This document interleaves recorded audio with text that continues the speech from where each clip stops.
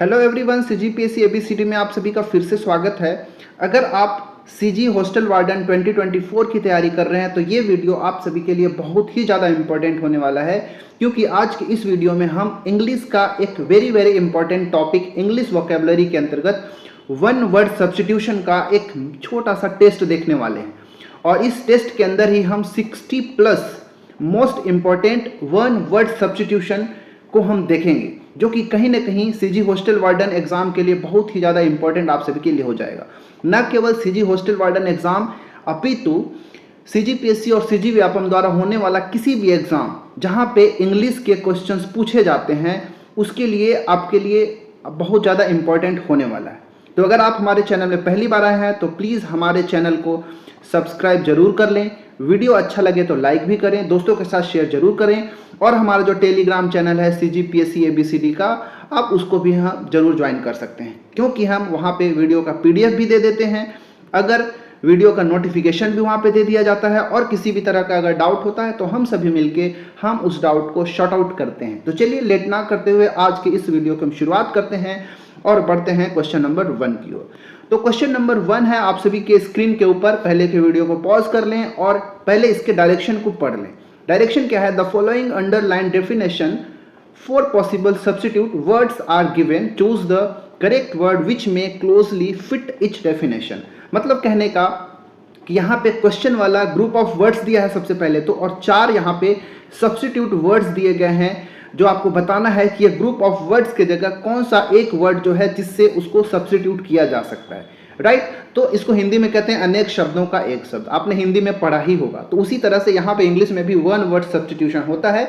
तो अब इसी तरह आपके पास यहाँ पे मैं टोटल 15 क्वेश्चंस आपके लिए इस टेस्ट के अंदर लाया हूँ, और से 15 क्वेश्चन में अगर देखेंगे तो आपको 60 से ज़्यादा 60+ वन वर्ड सब्स्टिट्यूट आपको देखने को मिलेगा। राइट, तो चलिए इस क्वेश्चन का आंसर दीजिए। वीडियो को पॉज करके आंसर देने की कोशिश करिएगा, और लास्ट में आप कमेंट जरूर करिएगा कि आपका टोटल में से कितना सही हो रहा है। ठीक है, अब आते हैं क्वेश्चन नंबर 1 के सॉल्यूशन की ओर। क्वेश्चन है, one who believes that future events are already determined. मतलब ऐसे व्यक्ति या फिर ऐसा व्यक्ति जो ये बिलीव करता है कि फ्यूचर में होने वाली जितने भी घटनाएं हैं, फ्यूचर इवेंट्स हैं, वो ऑलरेडी डिटरमाइंड है, मतलब फिक्स है कि ये होगा ही होगा। तो ऐसे लोगों को क्या कहा जाता है? फिलोसोफर कहते हैं, थीस्ट कहते हैं, फेटलिस्ट कहते हैं, या फिर थियोलॉजिशियन कहते हैं, क्या कहते हैं? तो याद रखिएगा कि ऐसे लोगों को जो ये विश्वास है उनको कि भविष्य में जितनी भी घटनाएं होती हैं वो प्री डिटरमाइंड होती हैं, उनको हम कहते हैं फेटलिस्ट। तो ऑप्शन नंबर सी बिल्कुल राइट आंसर हो जाएगा। फेटलिस्ट का हिंदी मतलब अगर देखना है तो इसका मतलब होता है नियतिवादी। ठीक है, मतलब ये कुछ होगा ही, ये नियत है, फिक्स है, ऐसे लोगों को हम नियतिवादी कहते हैं, फेटलिस्ट कहते हैं। राइट, तो आपको याद रखना है। फिलोसोफर क्या कहलाते हैं भाई? तो फिलोसोफर तो आप हिंदी में इसको कहते हैं दार्शनिक। हिंदी में फिलोसोफर को कहते हैं दार्शनिक। और दार्शनिक ऐसे लोग होते हैं जो हमेशा इंगेज रहते हैं या लर्निंग में बिजी रहते हैं फिलोसफी के। द पर्सन हु एंगेजेस और लर्नेड इन द फिलोसफी और स्टडी ऑफ फिलोसफी, ऐसे लोगों को हम फिलोसोफर कहते हैं, दार्शनिक कहते हैं। थीस्ट का मतलब होता है ईश्वरवादी। थीस्ट का मतलब क्या होता है? ईश्वरवादी। ठीक है, ईश्वरवादी का मतलब क्या कि ऐसे लोग जो भगवान के एग्जिस्टेंस पर भरोसा रखते हैं, विश्वास रखते हैं, वो मानते हैं कि भगवान का अस्तित्व है, उसको हम कहते हैं ईश्वरवादी या फिर थीस्ट कहते हैं। ठीक है, इसको आस्तिक भी कह सकते हैं। ठीक है, याद रखिएगा क्या बोल रहा हूँ। थीस्ट का मतलब ईश्वरवादी, ऐसे लोग जो विश्वास करते हैं कि भगवान का अस्तित्व है, one who believes that God exist. ठीक है, या फिर जो एग्जिस्टेंस ऑफ गॉड को मानते हैं, बिलीव करते हैं, ऐसे लोगों को ईश्वरवादी या थीस्ट कहते हैं। थियोलॉजिशियन क्या होता है? तो थियोलॉजिशियन का मतलब होता है धर्मशास्त्री। ठीक है, क्या होता है? थियोलॉजिशियन का मतलब होता है धर्मशास्त्री। तो धर्मशास्त्री किसको कैसे कहेंगे भाई? A person who engages in the study of theology, जो थियोलॉजी के स्टडी में एंगेज रहते हैं। ठीक है, थियोलॉजी। ठीक है, याद रखिएगा। तो ये हमारे पास 4 वर्ड्स हो गए, इनसे एग्जाम में पूछे जाते हैं, तो आपको याद रखना। ठीक है, चलिए let's move to question number 2। Question number 2 है, डायरेक्शन सेम है, आप पढ़ लेना। Choose the correct word which में क्लोजली फिट इच डेफिनेशन। ठीक है, इसका बताना है कि कौन जो है सब्स्टिट्यूट कर सकता है चारों में से इस ग्रुप ऑफ वर्ड्स को। Brief and to the point. ठीक है, किसी बात को टू द पॉइंट कहना, ब्रीफ में कहना, संक्षिप्त में कहना, टू द पॉइंट कहना, उसको हम क्या कह सकते हैं? कंप्राइज करना, पायस, स्पेसिफाई या कॉन्साइज। तो आपने सुना भी होगा कि कॉन्साइज वे में बताओ।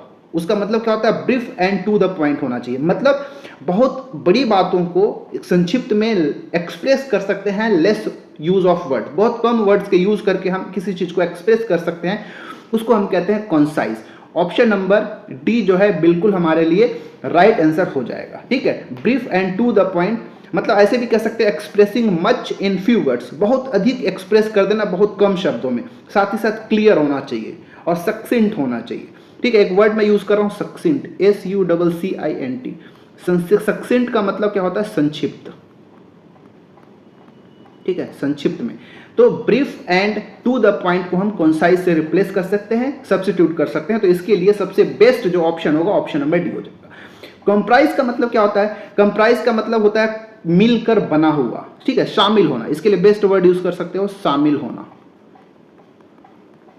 ठीक है, क्या होना, शामिल होना। इंग्लिश में इसका यूज क्या कर सकते हैं, टू इंक्लूड, यहां पे लिखता हूं मैं,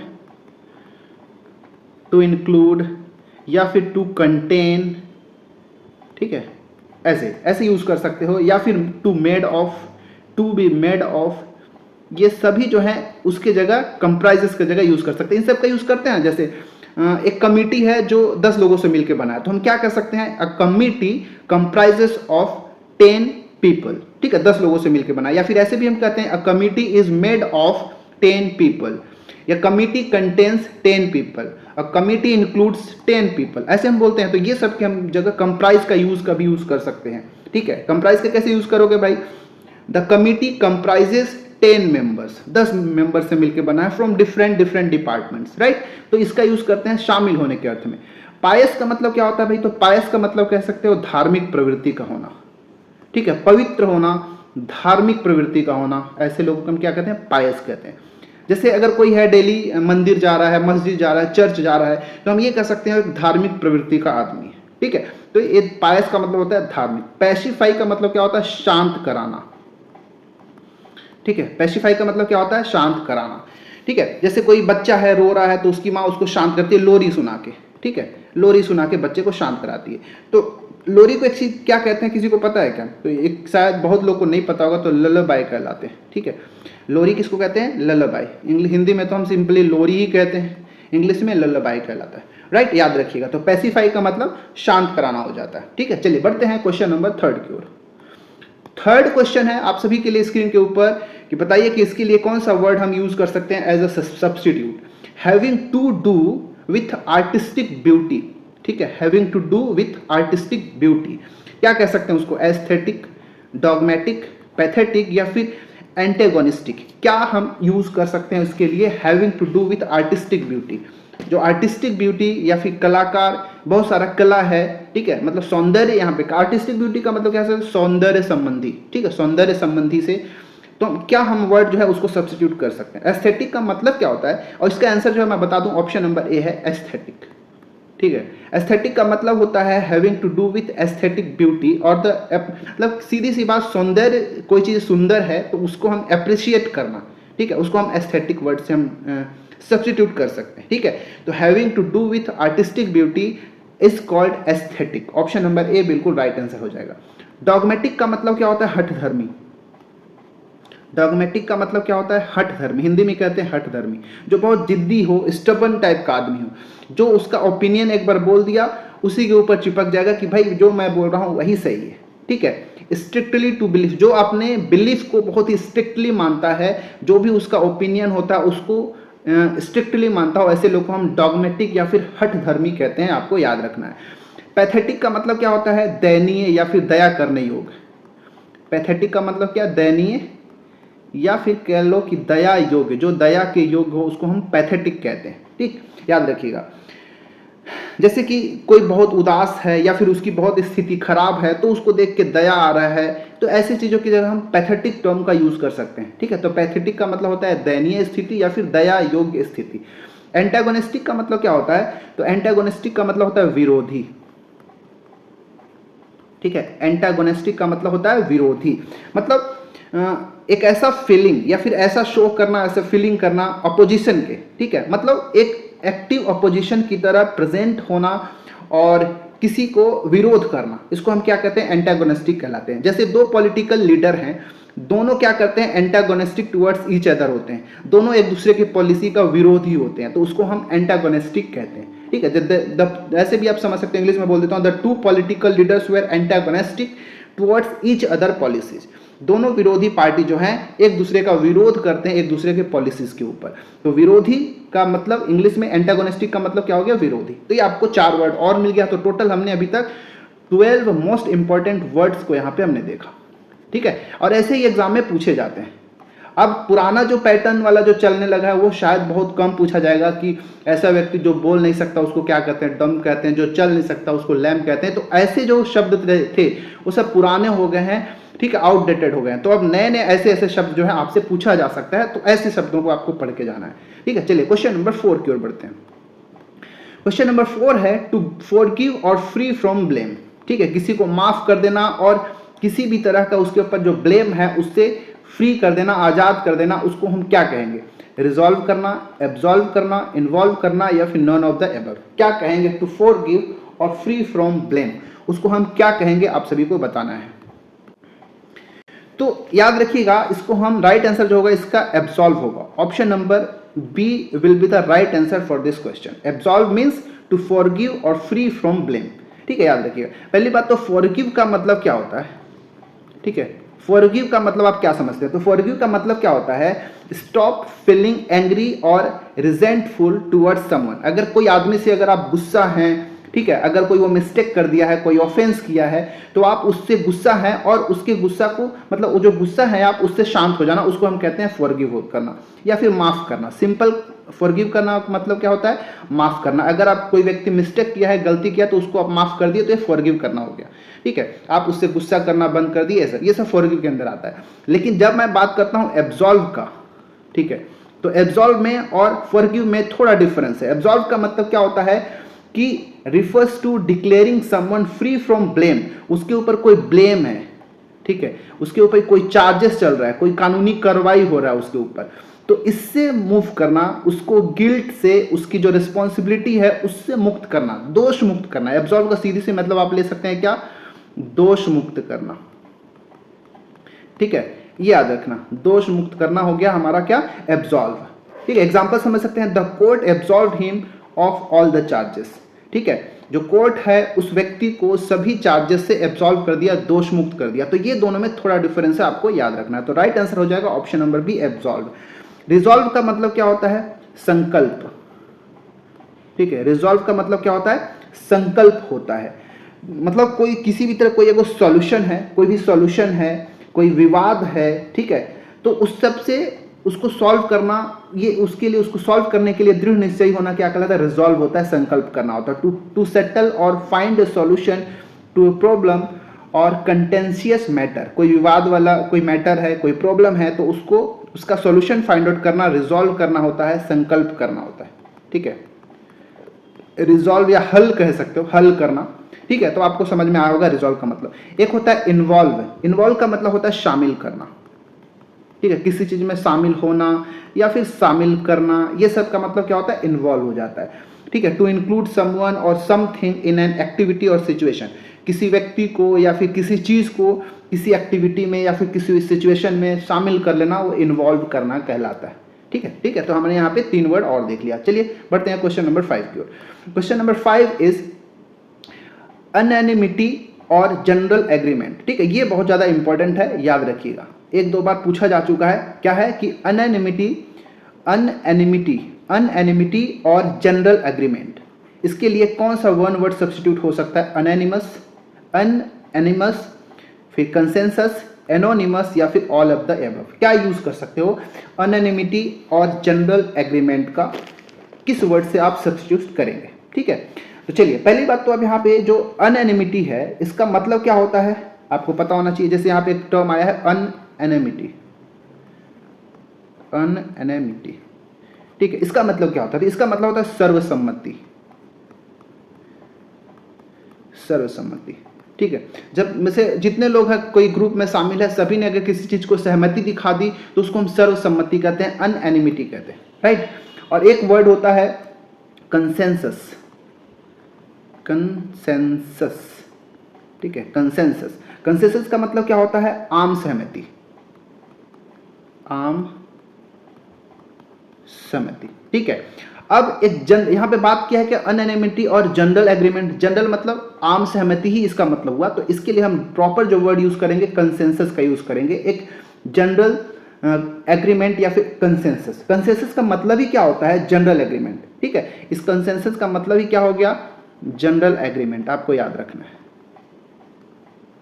मतलब इसके लिए कोई जरूरी नहीं है कि ग्रुप में जितने लोग हैं, ठीक है, सभी लोग उसकी सहमति से पास करें। उसमें से कुछ लोग, ठीक है, refers to the general agreement among a group of people, मतलब कुछ लोगों के समूह से किसी चीज को सम्मति से पास करना आम सहमति हो गया, जनरल एग्रीमेंट हो गया। ठीक है, कंसेंसस हो गया। लेकिन अनएनिमिटी का मतलब क्या होता है? जितने लोग हैं ग्रुप में सभी के, ठीक है, complete agreement by the all people involve.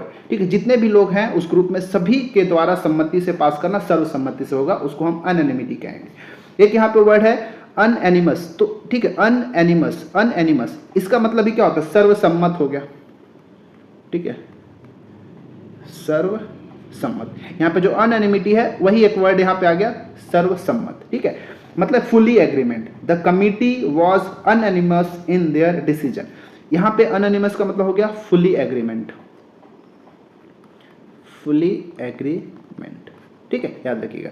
Anonymous का मतलब क्या होता है? अज्ञात। इसका याद रखिएगा, इसका मतलब हिंदी में क्या होता है? गुमनाम कह लीजिए या फिर अज्ञात कह लीजिए।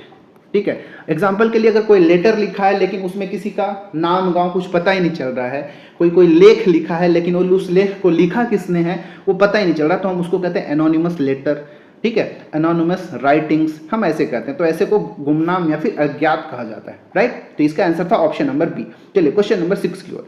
छठवां प्रश्न है कि select the option that can be use as a one word substitute for the given group of words. Same ही है, कुछ अलग तो है नहीं। To walk aimlessly. ठीक है, मतलब एमलेसली का मतलब बिना कोई लक्ष्य का, बिना कोई सोचे समझे, बस ऐसे ही चले जा रहे हैं, उसको हम क्या कहते हैं? टू वॉक एमलेसली का मतलब कोई जाने का या फिर टहलने का, जाने का कोई तात्पर्य नहीं है, कोई अर्थ नहीं है, लेकिन हम चल रहे हैं, उसको हम क्या कहेंगे? एम्बल, स्प्रिंट, क्रॉल या फिर स्लीथर। क्या कहोगे इसको? आपको बताना है। टू वॉक एमलेसली को हम कहेंगे ऑप्शन नंबर ए, एम्बल, एम्बल करना। ठीक है, to walk to slow relaxed, मतलब यहां पे लिख ही देते हैं, टू वॉक टू स्लो, नहीं, to walk at slow relaxed, मतलब रिलैक्स होके धीरे धीरे हम चल रहे हैं। ठीक है, उसको हम क्या कहते हैं? एम्बल करना कहते हैं। ठीक है, we amble down to the beach, मतलब हम बीच के किनारे चलते हैं या फिर रोड के किनारे हम टहल रहे हैं, ग्राउंड में टहल रहे हैं, तो एमलेसली धीरे धीरे हम रिलैक्स होके चल रहे हैं, इसको हम कहते हैं एम्बल करना। राइट, स्प्रिंट का क्या मतलब होता है भाई? स्प्रिंट का मतलब होता है बहुत फास्ट रनिंग करना, फास्ट रनिंग। शॉर्ट डिस्टेंस, ये भी याद रखिएगा, शॉर्ट डिस्टेंस, छोटे समय को, जो छोटा जो दूरी है उसको बहुत तेज दौड़ से, अपना जितनी भी ताकत है उस ताकत से एज फास्ट, जितना आप तेजी से दौड़ सकते हैं उस तेजी से उसको कवर करना, उस शॉर्ट डिस्टेंस को पूरा करना स्प्रिंट कहलाता है, दौड़। ठीक है, क्या कहते हैं उसको? दौड़। आपने सुना भी होगा स्प्रिंटर, स्प्रिंटर एक वर्ड सुना होगा। स्प्रिंटर का मतलब क्या होता है? धावक, जो ओलंपिक वगैरह में या फिर जो दौड़ वगैरह में जो रेस में भाग लेते हैं ना, उसको हम स्प्रिंटर कहते हैं, जो दौड़ के पूरा करते हैं। बहुत जैसे 200 मीटर का दौड़ है, ठीक है, उसको भागने वाले को क्या कहते हैं? स्प्रिंटर कहते हैं, धावक कहते हैं। ठीक है, तो स्प्रिंट का मतलब क्या होता है? फास्ट रनिंग करना शॉर्ट डिस्टेंस को। ठीक है, जितना जल्दी हो सके उतना। क्रॉल का मतलब क्या होता है?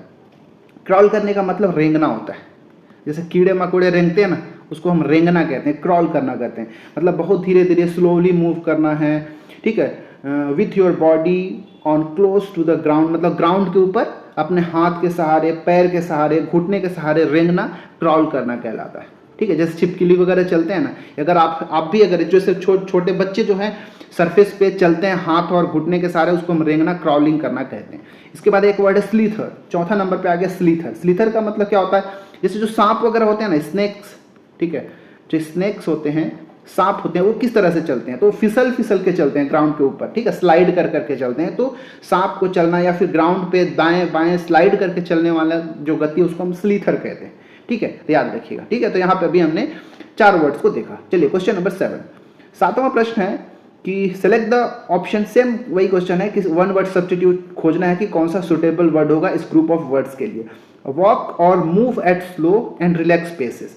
ठीक है, मतलब मूव करना, टहलना धीरे धीरे और रिलैक्स्ड पेस के साथ, एकदम आराम की गति के साथ चलना, उसको हम क्या कहते हैं? अभी तुरंत हमने देखा एम्बल वर्ड उसी के लिए यूज किया था, तो यहाँ पे रिपीट हो गया एम्बल, रोम्प, स्ट्रक्ट और प्रेंस। क्या होगा? तो इसका राइट आंसर हो जाएगा एम्बल। हमने अभी देखा कि धीरे धीरे आराम से चलना क्या कहलाता है? एम्बल करना कहलाता है। ठीक है, टहलना, मंद गति से चलना, ये एम्बल कहलाता है। रोम्प का मतलब क्या होता है? तो रोम्प का मतलब होता है उछल कूद करना, उछल कूद मचाना कह लीजिए। जैसे जो बच्चे होते हैं छोटे मोटे, या फिर जानवर के छोटे छोटे बच्चे होते हैं, ये सब क्या करते हैं? बहुत कभी कभी खुशी के मारे और हल्ला कर करके उछल कूद मचाते हैं, तो उसको रोम्प करना कहते हैं। ठीक है, याद रखिएगा। To play in happy and noisy way, ठीक है, खुशी खुशी और हल्ला कर करके दौड़ना, उछल कूद मचाना, वो क्या कहता है? रोम्प कहलाता है। स्ट्रट क्या कहलाता है?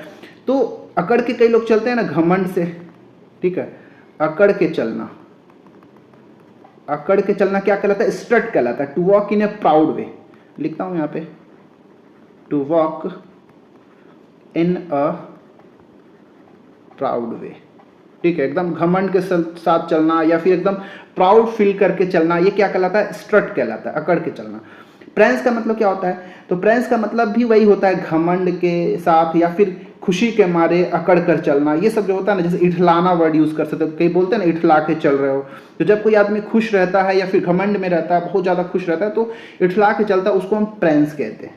ठीक है, याद रखिएगा। उछल कूद के एकदम खुशी के मारे प्राउडली चल रहा है, ठीक है, किसी बात के खुद के मतलब खुद के ऊपर घमंड है किसी बात से, मस्त एकदम चल रहा है, तो ये क्या हुआ है? एक तरह का, हर चीज को घमंड ही नहीं कह सकते, खुशी के मारे प्राउडली भी चलना क्या एक तरह का इठला के चलना प्रेंस ही कहलाता है। तो ये सभी के सभी किसी न किसी प्रकार के चलने की गति थे, तरीके थे। ठीक है, चलिए बढ़ते हैं क्वेश्चन नंबर 8 की ओर। 8वां प्रश्न है कि one word substitute for the given group of words. इसके लिए हम सब्स्टिट्यूट कर सकते हैं। To throw an event into confusion or disorder, ठीक है, कोई इवेंट को कंफ्यूजन में या डिसऑर्डर में डाल देना, मतलब किसी चीज को बर्बाद कर देना, कोई इवेंट को खराब कर देना, हम उसको क्या कहेंगे? डिसरप्ट करना, डेटोनेट करना, इरप्ट करना या फिर एक्सप्लोड करना, क्या कहोगे? To throw an event into confusion or disorder, ठीक है, इसको क्या कहेंगे? तो इसको हम डिसरप्ट करना कहते हैं। ऑप्शन नंबर ए इसका राइट आंसर होगा। डिसरप्ट का मतलब क्या होता है? कोई एक इवेंट है, कोई एक्टिविटी है या फिर कोई प्रोसेस है, ठीक है, उसमें हम प्रॉब्लम ला दे रहे हैं, उसमें हम डिस्टर्बेंस ला दे रहे हैं, तो वो डिस्टर्ब हो जाता है। ठीक है, डिस्टर्ब का मतलब हिंदी में बाधित होना, ठीक है, बाधित। ठीक है, तो इसके लिए क्या हो जाएगा? To throw an event into confusion or disorder. कोई इवेंट है, कोई एक्टिविटी है या फिर कोई प्रोसेस है, उसको हम कंफ्यूजन में डाल दिए, उसको बाधित कर दिए, डिसऑर्डर कर दिए, उसको हम डिस्टर्ब करना कहते हैं। तो ऑप्शन नंबर ए बिल्कुल सही है। डेटोनेट करना का मतलब क्या होता है? डेटोनेट का मतलब विस्फोट। डेटोनेट का मतलब क्या होता है? विस्फोट होना। ठीक है, एक्सप्लोड, इसके लिए वर्ड यूज कर सकते हो, एक्सप्लोड और कॉज टू एक्सप्लोड, और कॉज टू एक्सप्लोड। ठीक है, ये क्या कहलाया? डेटोनेट कहलाता। विस्फोट होना, एक्सप्लोड होना और कॉज टू एक्सप्लोड क्या होता है? डेटोनेट कहलाता है। इरप्ट का मतलब क्या होता है? इरप्ट का मतलब होता है फूटना। जैसे वो वॉल्केनिक इरप्शन होता है ना, ज्वालामुखी विस्फोट होता है, तो वहां पे इरप्ट शब्द का यूज करते हैं। इरप्ट से ही इरप्शन बनता है। ठीक है, वॉल्केनिक इरप्शन, ज्वालामुखी विस्फोट। तो ये क्या होता है? अचानक से सडनली ब्रेकआउट होता है, ड्रामेटिकली, मतलब अचानक से फूटता है, वहाँ आसपास में बहुत तरह के एक्टिविटी देखने को मिलता है, तो ये अचानक का सडनली ब्रेकआउट होना क्या होता है? इरप्ट कहलाता है या फूटना कहलाता है। ठीक है, एक्सप्लोड का मतलब क्या होता है? एक्सप्लोड का मतलब बस्ट होना, जैसे ऊपर हमने देखा भी, डेटोनेट का मतलब विस्फोट और उसके जगह हम एक्सप्लोड भी यूज कर रहे थे। ठीक है, तो एक्सप्लोड का मतलब बस्ट और शटर वायलेंटली, मतलब बहुत वायलेंटली, हल्ला के साथ, नॉइजली। ठीक है, मतलब कोई से, जैसे आप कहीं आग लग गया, कोई फटाका वगैरह या बॉम्ब वगैरह फूटता है, तो क्या वो एक्सप्लोड करना कहलाता है, क्योंकि वहां से बहुत अधिक आवाज होता है, बहुत ज्यादा ध्वनि उत्पन्न होता है। ठीक है, मतलब किसकी वजह से? तो इसका एक रीजन क्या है? Rapid combustion. ठीक है, रैपिड कंबशन, जो उसमें बॉम्ब वगैरह है, तो उसमें जो केमिकल्स हैं उसमें अचानक से रैपिड कंबशन होने लगा, जलने लगा। ठीक है, और जिसके कारण एक्सेसिव इंटरनल प्रेशर उसके अंदर आने लगा और कई सारे ऐसे प्रोसेस हुआ जिसके कारण एक्सप्लोड हुआ। ठीक है, तो हम वहां पे एक्सप्लोड करना कहते हैं। ठीक है, चलिए क्वेश्चन नंबर 9। नवा प्रश्न है, hand writing that can not be read, मतलब एक ऐसी हैंड राइटिंग जिसको हम पढ़ नहीं सकते। ठीक है, या फिर ऐसी प्रिंट भी कर लीजिए, ठीक है, कोई हार्ड कॉपी, कोई प्रिंट है, या फिर print that can not be read, या फिर hand writing that can not be read, उसको हम क्या कह सकते हैं? लेजिबल, करेजिबल, नेग्लिजिबल या फिर एलिजिबल, क्या कहेंगे बताइए? तो इसको हम कहते हैं ऑप्शन नंबर डी, इलिजिबल। आई स्पेलिंग को ध्यान रखिएगा कि एग्जाम में कई बार से इसको पूछा गया है, ILLEGIBLE, ठीक है। एलिजिबल, एलिजिबल का मतलब क्या होगा? मतलब एक ऐसा हैंड राइटिंग या फिर ऐसा एक प्रिंट जिसको हम पढ़ नहीं सकते, जो मतलब क्लियर नहीं है पढ़ने के लिए, क्लियर नॉट इनफ, ठीक है, clear not enough to read, ठीक है, मतलब पढ़ने के लिए पर्याप्त साफ सुथरा नहीं है, साफ नहीं है, जिसकी वजह से वो पढ़ा जा सके, इसीलिए हम उसको बोलते हैं एलिजिबल कहते हैं। Clear not enough to read, उसको आसानी से पढ़ नहीं सकते, ठीक है, मतलब एक खराब हैंड राइटिंग जिसको पढ़ा ना जा सके उसको हम एलिजिबल कहते हैं, राइट। और इसके जस्ट विपरीत लेजिबल हो गया, ठीक है, एक ऐसी हैंड राइटिंग, लिख देता हूं, हैंड राइटिंग या फिर कह लीजिए print that can B red, that can B red, ऐसी हैंड राइटिंग या फिर प्रिंट जिसको पढ़ा जा सके उसको लेजिबल कहते हैं। करेजिबल का मतलब क्या होता है भाई? करेजिबल का मतलब कैपेबल ऑफ बीइंग करेक्टेड, मतलब जिसको सुधारा जा सकता है, कैपेबल ऑफ बीइंग करेक्टेड, ठीक है, मतलब ऐसा चीज जिसको सुधारा जा सकता है, रेक्टिफाई किया जा सकता है, रिफॉर्म किया जा सकता है, उसको हम कहते हैं करेजिबल, राइट। और नेग्लिजिबल का मतलब क्या होता है? नेग्लेक्ट करना किसी चीज को, सो स्मॉल, मतलब इतना कोई छोटा सी चीज है, कोई छोटी सी बात है जो कि ज़्यादा इंपॉर्टेंट नहीं है, अनइम्पॉर्टेंट है, जिसको हम ज़्यादा वर्थ नहीं समझते, वर्थ कंसिडर नहीं करते, उसको हम नेग्लिजिबल कहते हैं, ठीक है। नेग्लिजिबल मतलब कह सकते हो कि छोड़ने लायक, ठीक है, जो बहुत इनसिग्निफिकेंट, यूज कर सकते हो यहाँ पे टर्म इनसिग्निफिकेंट, ठीक है। तो आपको यहाँ ध्यान रखना है, राइट। चलिए बढ़ते हैं क्वेश्चन नंबर 10वां। 10वां प्रश्न है कि something that pertaining to the controversy, something that pertaining to the controversy, बताइए क्या कहेंगे? पॉग्नेंसी, लॉडेटरी, प्यूटेटिव या फिर पोलेमिकल, क्या कहते हैं? मतलब एक ऐसा चीज जो कंट्रोवर्सी को इन्वोक करने का काम कर रहा है, कंट्रोवर्सी को भड़काने, कंट्रोवर्सी करने के लिए हो सकता है, उसको हम क्या कह सकते हैं? पॉग्नेंसी, लॉडेटरी, प्यूटेटिव या फिर पोलेमिकल, क्या कहा जा सकता है? याद रखिएगा, इसका आंसर है ऑप्शन नंबर डी, ठीक है, याद रखिएगा, पोलेमिकल, ठीक है। पोलेमिकल का मतलब क्या होता है? स्ट्रांगली क्रिटिकल और डिस्प्यूटेशियस राइटिंग और स्पीच, मतलब ऐसे राइटिंग्स, ठीक है, ऐसे राइटिंग्स या फिर ऐसे स्पीच जो किसी कंट्रोवर्सी को बढ़ा सकता है, ठीक है। एक बोल सकते हो स्ट्रॉन्ग इन्वॉल्विंग, मतलब एक ऐसा राइटिंग या ऐसा स्पीच जो बहुत सारा स्ट्रांगली क्रिटिकल चीज़ों को इन्वॉल्व करता है, जिसकी वजह से कंट्रोवर्सी हो सकता है, ठीक है, तो उसको हम कहते हैं पोलेमिकल। तो इस टर्म को आप याद रखिएगा। पॉग्नेंसी का मतलब क्या होता है? मार्मिकता, ठीक है, इसका मतलब होता है हिंदी में मार्मिकता, ठीक है। प्रेगनेंसी का मतलब मार्मिकता, द क्वालिटी ऑफ इवोकिंग अ कीन सेंस ऑफ सैडनेस और रिग्रेट, ठीक है, मतलब आप समझ सकते हैं मार्मिकता का मतलब सैड होना या फिर एक ऐसा रिग्रेट करने वाली, जहां पे कोई आदमी कोई रिग्रेट कर रहा है, सैड है, तो एक मार्मिक दृष्टि वहां पे देखने को मिलता है, तो ऐसी चीजों को हम प्रेगनेंसी कहते हैं। लॉडेटरी का मतलब क्या होता है? किसी को बोल सकते हैं प्रशंसी करना या कि प्रशंसा व्यक्त करना, यहाँ पे लिखता हूं एक्सप्रेसिंग प्रेज करना, ठीक है, प्रेज करना या फिर कमेंडेशन करना, किसी की प्रशंसा करना, प्रशंसा व्यक्त करना, ये क्या कहलाता है? लॉडेटरी कहलाता है, राइट, याद रखिएगा। प्यूटेटिव का मतलब क्या होता है? प्यूटेटिव का मतलब होता है जनरली कंसीडर्ड और रेप्यूटेड टू बी, मतलब जो रेप्यूटेड होते हैं ना, जिसका रेप्यूटेशन अच्छा होता है, रेप्यूटेड, उसको हम प्यूटेटिव वर्ड का यूज कर सकते हैं, या फिर जिसको जनरल कंसिडरेशन मिला हो, जिसको सभी लोग मानते हो, आमतौर पे जो सभी के द्वारा माना जाता है, ठीक है, जनरल कंसिडरेशन, ठीक है, रेपुटेशन से संबंधित है, जनरल कंसिडरेशन, उसको हम बोलते हैं प्यूटेटिव। तो आप सब याद रखिएगा, जैसे रेप्यूटेटिव कहते हैं ना, तो प्यूटेटिव टर्म का यूज कहाँ पे? रेपुटेशन से संबंधित है, ठीक है। चलिए बढ़ते हैं क्वेश्चन नंबर 11 की ओर। 11वां प्रश्न है something that is to your advantage but happened by chance, ठीक है, इसके लिए कौन सा वर्ड यूज करेंगे? मतलब कुछ ऐसा चीज हुआ है जिसमें तुम्हारा फायदा हुआ है, लेकिन किए नहीं है, वो बाय चांस हो गया है, इंटेंशनली नहीं किया गया है, लेकिन वो आपका फायदा है और आपके लिए अच्छा हो गया। उसको हम क्या यूज करेंगे? ऑक्सीडेंटल, पर्पसफुल, डेलिबरेट या फिर फॉर्च्यूसियस, क्या कहेंगे? तो इसको कहेंगे फॉर्चेसियस। Option number D right answer होगा। जैसे फॉर्चेसियस का मतलब नहीं कहते संयोग से हो गया, ठीक है, संयोग से कह लो, या फिर भाग्य से, किस्मत से। कई बार से हम ऐसा कहते हैं ना, जो हम चाहते हैं कि ये हो जाए लेकिन हमारा कोई उसमें योगदान नहीं, हमारा कोई इंटेंशन नहीं, बस हो गया, तो हम उसको कहते हैं फॉर्चुनेट। फॉर्चुनेटली भी यूज करते हैं, फॉर्चुनेटली संयोग से हो गया, फॉर्च्यूसियस संयोग से, ऐसा होता है, ठीक है। मतलब happening by chance rather than intention, मतलब इंटेंशन से ज्यादा, इंटेंशनली तो है नहीं, बाय चांस जो है वो हो गया, उसको हम फॉर्च्यूसियस कहते हैं। ऑक्सीडेंटल का मतलब क्या होता है? मतलब ऑक्सीडेंटल का मतलब जो पश्चिमी देशों से कोई संबंधित है, relating to the western countries, relating to the western countries, western countries, जो पाश्चात्य कंट्री है, पश्चिम देश जो है, उससे संबंधित कोई चीज होता है उसको हम ऑक्सीडेंटल कहते हैं। पर्पसफुल का मतलब क्या होता है?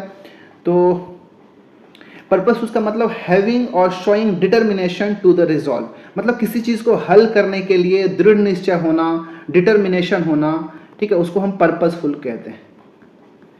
डिटर्मिनेशन टू रिजॉल्व, किसी चीज को हल करने के लिए, किसी चीज का सॉल्यूशन निकालने के लिए जो डिटर्मिनेशन होता है उसको हम पर्पसफुल कहते हैं, ठीक है, याद रखिएगा। दृढ़ संकल्प होना या दृढ़ संकल्प दिखाना, ये पर्पसफुल का मतलब होता है। डेलिब्रेट का मतलब क्या होता है?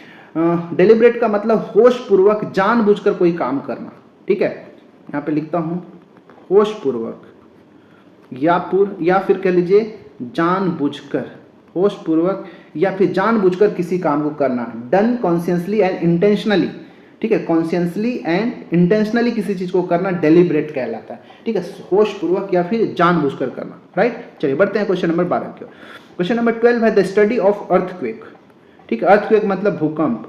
भूकंप के स्टडी को क्या कहा जाता है? ठीक है, भूकंप के अध्ययन को क्या कहते हैं? जियोग्राफी, सिस्मोलॉजी, टोपोग्राफी या फिर जियोलॉजी, क्या कहते हैं? इसका आंसर आई थिंक सबको पता होगा। सिस्मोग्राफ ठीक है, सिस्मोग्राफ एक ऐसा ग्राफ होता है जिसमें भूकंप के बारे में जानकारी आता है कि कितना भूकंप आया है, कितना मेजर का आया है, तो इसको देखने के लिए सिस्मोग्राफ होता है। तो यहां से याद रखिएगा सिस्मोग्राफी कहलाता है, ठीक है। ऑप्शन नंबर बी सिस्मोलॉजी, ठीक है, स्टडी ऑफ अर्थक्वेक क्या कहलाता है? सिस्मोलॉजी कहलाता है, ठीक है। ऑप्शन नंबर बी बिल्कुल राइट आंसर हो जाएगा। भूकंप विज्ञान इसको कहते हैं, ठीक है, क्या कहते हैं? भूकंप विज्ञान, सिस्मोलॉजी। ज्योग्राफी तो आप जानते हैं, भूगोल को कहते हैं, ठीक है। भूगोल क्या कहलाता है? ज्योग्राफी। ज्योग्राफी में हम क्या करते हैं? The study of world surface, दुनिया के, विश्व के सरफेस में, पृथ्वी के सरफेस में, फिर उसमें फिजिकल क्या क्वालिटीज हैं, क्लाइमेट के बारे में, पॉपुलेशन के बारे में, इन सारी चीज़ों के बारे में जो हम पढ़ते हैं, अर्थ के जितने सरफेस के ऊपर होने वाली घटनाओं के बारे में जानते हैं, उन सभी को, क्लाइमेट को, सबको ज्योग्राफी के अंदर पढ़ते हैं। सिस्मोलॉजी तो हमने बता दिया, भूकंप का अध्ययन करना, स्टडी ऑफ अर्थक्वेक। इसके बाद आता है टोपोग्राफी। टोपोग्राफी क्या होता है? तो जो हमारा कोई एक पर्टिकुलर एरिया है, कोई पर्टिकुलर एरिया ऑफ लैंड है, ठीक है, कोई पर्टिकुलर एरिया ऑफ लैंड है, इसके कैरेक्टरिस्टिक, इसके फिजिकल कैरेक्टरिस्टिक को जानना, इसके बारे में, इसका पोजीशन को जानना, इसमें जो स्थित जो रिवर्स हैं, जो माउंटेन्स हैं, उन सभी का स्टडी करना क्या कहलाता है? टोपोग्राफी कहलाता है। जियोलॉजी क्या होता है? जियोलॉजी होता है भूविज्ञान, ठीक है, भूगोल और भूविज्ञान, ठीक है। ये जियोग्राफी और जियोलॉजी दोनों अलग अलग चीज है। भूगोल में हम क्या पढ़ रहे हैं? अर्थ सरफेस के ऊपर होने वाली जितनी चीज है, उसका फिजिकल स्ट्रक्चर, क्लाइमेट, पॉपुलेशन, इन सारी चीजों को पढ़ते हैं। लेकिन जियोलॉजी, भूविज्ञान के अंदर हम क्या पढ़ते हैं? तो इसमें जो स्टडी ऑफ रॉक्स, ठीक है, स्टडी ऑफ रॉक्स, और फिर किस तरीके से बना हुआ है, किस तरह से, मतलब उनका स्ट्रक्चर है, उनका फॉर्मेशन कैसा हुआ है, इन सारी चीजों का अध्ययन करना क्या कहलाता है? जियोलॉजी कहलाता है। तो वो दोनों, जियोग्राफी और जियोलॉजी, डिफरेंट चीजें हैं, याद रखना। चलिए क्वेश्चन नंबर 13 नंबर का है indifferent to pleasure and pain. Indifferent to pleasure and pain, इसके लिए क्या वर्ड से आप सब्स्टिट्यूट कर सकते हैं? मतलब अगर आप सुख में हो, दुख में हो, दोनों स्थिति में एक समान स्थिति है, ठीक है, उसको आप क्या कहेंगे? लस्टी, प्रूडेंट, साइनिक या फिर स्टोइक, क्या वर्ड आप यूज करेंगे? ठीक है, दुख सुख के प्रति उदासीन होना, विरक्त होना, उसके लिए आप कौन सा वर्ड यूज करेंगे? राइट आंसर है उसका option number D, stoic word का यूज किया जाता है। ठीक है, स्टोइक का मतलब होता है दुख सुख के प्रति उदासीन होना, विरक्त होना, उसको हम क्या कहते हैं? स्टोइक कहते हैं। राइट, याद रखिएगा। सफरिंग पेन और डिफिकल्टीज विदाउट कंप्लेनिंग, आप दुख सह रहे हैं, डिफिकल्टीज को सह रहे हैं लेकिन कोई कंप्लेन नहीं कर रहे हैं, तो हम कहेंगे उसके लिए हम एक वर्ड यूज करते हैं स्टोइक। ठीक है, क्या वर्ड यूज करेंगे? स्टोइक। राइट, लस्टी का मतलब क्या होता है? लस्टी का मतलब होता है healthy and strong, healthy and strong, healthy and strong, और साथ ही साथ full of vigour, full of vigour मतलब पूरा जोश से, उत्साह से भरा होना, स्वस्थ होना, मजबूत होना, ये लस्टी कहलाता है। प्रूडेंट का मतलब क्या होता है? तो सेंसिबल एंड केयरफुल। देखिए, प्रूडेंट का मतलब इसको ऐसे समझिएगा, मान लो आप कोई जज बन के कहीं पे गए हैं, आपको जजमेंट देना है, डिसीजन देना है, तो उस समय आपको बहुत सेंसिबल तरीके से, केयरफुल तरीके से किसी जजमेंट को, किसी डिसीजन को देना एक क्या कहलाता है? प्रूडेंट कहलाता है। ठीक है, मतलब कहने का अननेसेसरी रिस्क नहीं लेना चाहते हैं, अवॉइडिंग अननेसेसरी रिस्क, अवॉइडिंग, यहाँ पे अवॉइडिंग होगा। ठीक है, अवॉइडिंग अननेसेसरी रिस्क। ठीक है, अननेसेसरी रिस्क। ठीक है, मतलब एक सही तरीके से केयरफुल होकर जजमेंट देना और किसी भी तरह का रिस्क नहीं लेना, ये प्रूडेंट कहलाता है।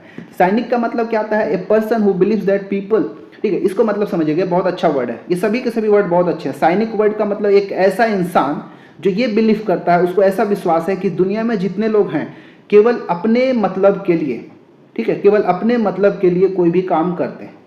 ठीक है, याद रखिए, दे डू फॉर देमसेल्फ, ऐसा बिलीव है उसका कि दुनिया में सभी काम जो है, सभी लोग जो है मतलबी हैं, केवल अपने लिए करते हैं, दूसरों के हेल्प करने के बजाय। ठीक है, तो उसको हम, उस पर्सन को क्या कहते हैं? साइनिक कहते हैं। इसको शुद्ध हिंदी में देखेंगे तो इसको कहते हैं दोषदर्शी, जो लोगों में, दुनिया में केवल दोष ही देखता है, दोषदर्शी। या फिर कह लीजिए कि जो सबको स्वार्थी समझता हो, सबको स्वार्थी समझने वाला व्यक्ति जो होता है उसको हम साइनिक कहते हैं। ठीक है, तो ये बहुत अच्छा वर्ड है, एग्जाम में पूछा जा सकता है, याद रखिएगा। ठीक है, चलिए बढ़ते हैं अब आगे 14वें नंबर के प्रश्न में। क्वेश्चन नंबर 14 है, select the option that can be use as a one word substitute. तो सेम क्वेश्चन है कि वन वर्ड सब्स्टिट्यूट के लिए क्या होगा? A seat for a passenger on a bicycle or motor bike. ठीक है, मतलब कोई साइकिल है, कोई मोटरसाइकिल के जो पीछे बैठने के लिए, एक पैसेंजर को बैठने के लिए, जो एक्स्ट्रा लोगों को बैठने के लिए जो सीट होता है उसको क्या कहते हैं? पिलियन, ग्रिडल, ब्रेडल या फिर कुशन, क्या कहते हैं? तो ये बहुत अच्छा, आसान भी है और इम्पॉर्टेंट भी है। ठीक है, तो याद रखिएगा, उसको हम कहते हैं पिलियन कहते हैं। ऑप्शन नंबर ए बिल्कुल राइट आंसर हो जाएगा। एक ऐसा सीट जो पैसेंजर, जो चलाने वाला होता है, मोटरसाइकिलिस्ट या फिर बाईसाइकिलिस्ट होता है, उसके पीछे बैठने के लिए, जो पैसेंजर को बैठने के लिए सीट होता है, उसको हम क्या कहते हैं? पिलियन कहते हैं। ठीक है, ग्रिडल का मतलब क्या होता है? ग्रिडल का मतलब एक तरह का ये बेल्ट है। ठीक है, ग्रिडल क्या है? एक बेल्ट है जिसको कमर के अराउंड पहना जाता है। ठीक है, बेल्ट हो गया या फिर रस्सी हो गया जिसको कमर के अराउंड पहना जाता है, बेल्ट और कॉर्ड वर्न अराउंड द वेस्ट, कमर के चारों ओर पहना जाता है, उसको हम ग्रिडल कहते हैं। बेल्ट ही समझ लीजिए। ब्रिडल का मतलब क्या होता है? तो ब्रिडल क्या है? एक तरह का हेड गियर, हेड गियर। जो घोड़े होते हैं ना, जो घोड़े होते हैं उनको कंट्रोल करने के लिए जो रस्सी होता है, जो पकड़ते हैं, चाबुक कह लीजिए इसको, क्या कहते हैं? चाबुक। ठीक है, याद आ गया, चाबुक। चाबुक क्या होता है? हेड गियर, जिसको हम ब्रिडल कहते हैं। कुशन क्या होता है? कुशन क्या है? एक तरह के तकिया की तरह बैग्स है। ठीक है, जैसे सोफा वगैरह पे बैठेंगे तो बैग्स होते हैं ना, जिसको आप एक बैग के अंदर कपड़ा वगैरह, सॉफ्ट कपड़ा वगैरह डाल के स्टफ करके जो बनाया जाता है, उसको कुशन कहते हैं, ताकि जब आप बैठते हैं तो कंफर्टेबल बैठने के लिए, सपोर्ट करने के लिए उसका यूज किया जाता है। ठीक है, तो उसको हम कुशन कहते हैं। ठीक है, bags stuffed with soft clothes. ठीक है, याद रखिए, किस लिए? टू मेक कंफर्टेबल सिटिंग और लीनिंग। ठीक है, याद रखिएगा, तो इसको हम कुशन कहते हैं। चलिए बढ़ते हैं क्वेश्चन नंबर 15 की ओर। 15 नंबर का प्रश्न है, a herd or flock of animals being driven in a body. ठीक है, a herd or flock of animals being driven in a body, उसको हम क्या कहेंगे? क्राउड कहेंगे, क्लस्टर कहेंगे, थ्रॉन्ग कहेंगे या ड्रॉव कहेंगे, क्या कहेंगे? ठीक है, मतलब एक एनिमल्स का ऐसा फ्लॉक या ग्रुप जिसको एक पर्टिकुलर डायरेक्शन में, ठीक है, कोई पर्टिकुलर चीज में जोड़ के उनको एक सीधी डायरेक्शन में चलाया जाता है, उसको हम क्या कहेंगे? तो उसको कहते हैं ड्रॉ करना। ठीक है, ड्रॉ करने का मतलब होता है हाँकना। ड्रॉ करने का मतलब हाँकना, मतलब जो लोग भी कह सकते हो कि फोर्स पीपल, मतलब जो लोग हैं क्या करते हैं, एनिमल को move in a particular direction. Animals को किसी पर्टिकुलर डायरेक्शन में मूव करने के लिए हम क्या करते हैं, उसको ड्रॉ करते हैं। जैसे वो तो नहीं होता है, बैलगाड़ी समझ लो, या फिर ऐसे बैल जो है चारों डायरेक्शन में ऐसे घूम रहा है, इसके चारों तरफ ये चरखा और करके चारों तरफ, मतलब एक पर्टिकुलर डायरेक्शन में उसको हम फोर्स कर रहे हैं मूव करने के लिए, तो उसको हम ड्रॉ उसके लिए वर्ड यूज कर सकते हैं, राइट। क्राउड तो हम जानते हैं, क्राउड का मतलब क्या होता है, a large number of people in a place, a large number of people in a place. एक ही स्थान पे बहुत सारे लोग जब इकट्ठा हो जाते हैं तो उसको हम क्राउड कहते हैं। क्लस्टर क्या होता है भाई? तो क्लस्टर का मतलब एक ग्रुप ऑफ पीपल भी हो सकता है, ग्रुप ऑफ पीपल्स भी हो सकते हैं, group of peoples, group of plants हो सकते हैं, ठीक है, ग्रुप ऑफ फ्लावर्स हो सकता है, ठीक है। तो ऐसे लोगों का ग्रुप, ऐसे प्लांट्स का ग्रुप, ऐसे फ्लावर्स का ग्रुप जो एक साथ एक समूह में बड़े होते हैं, ठीक है, एक साथ ग्रो होते हैं, उस सबको हम क्लस्टर कहते हैं, ठीक है। व्यक्तियों, पौधों, वस्तुओं का एक समूह या फिर गुच्छा, झुंड जो एक साथ बड़े होते हैं उनको हम क्लस्टर कहते हैं, ठीक है। जैसे स्टार्स जो होते हैं उनका भी ग्रुप क्लस्टर कहलाता है। थ्रॉन्ग क्या होता है? तो थ्रॉन्ग क्या है? एक तरह का क्राउड ही है, ठीक है। थ्रॉन्ग क्या है? एक तरह का क्राउड है, लेकिन लार्ज क्राउड है, ठीक है। A large crowd, large crowd of people, मतलब लोगों का बहुत बड़ा भीड़। ये तो भीड़ तो था ही बहुत ज़्यादा, उससे भी बहुत ज़्यादा, जिसको हम कहते हैं लोगों की एक भारी भीड़ हो गया या जमावड़ा हो गया, ठीक है। तो ये हम उसको कहते हैं क्या? थ्रॉन्ग कहते हैं। तो भीड़ से भी बहुत बड़ा भीड़ है, बहुत सारे लोगों का भीड़ है, उसको हम मतलब एक बहुत बड़ा बिग ग्रुप है, बड़ा सा लार्ज ग्रुप है, ठीक है, उसको हम थ्रॉन्ग कहते हैं, ठीक है। तो इस प्रकार हमने 15 क्वेश्चंस देखा वन वर्ड सब्स्टिट्यूशन का, जिसमें लगभग हमने 60 वर्ड्स के आसपास देखा। तो इस 15 में से आपका कितना सही हुआ कमेंट करके जरूर बताइएगा, ठीक है। और ये सभी के सभी जितने वर्ड्स बताया बहुत ज़्यादा इंपॉर्टेंट है, एकदम सेलेक्ट कर करके लाया हूँ, क्योंकि ऐसे क्वेश्चन जो है आजकल पूछे जा सकते हैं। पुराने जो पैटर्न के क्वेश्चन है उसमें अब बदलाव आपको देखने को जरूर मिलेगा, राइट। अगर चैनल में नए हैं तो सब्सक्राइब कर लें हमारे चैनल को जरूर, लाइक कर लें, वीडियो अगर अच्छा लगे तो दोस्तों के साथ शेयर भी जरूर कर सकते हैं। मिलते हैं किसी और वीडियो में, इसमें इतना ही, तब तक के लिए नमस्कार, धन्यवाद।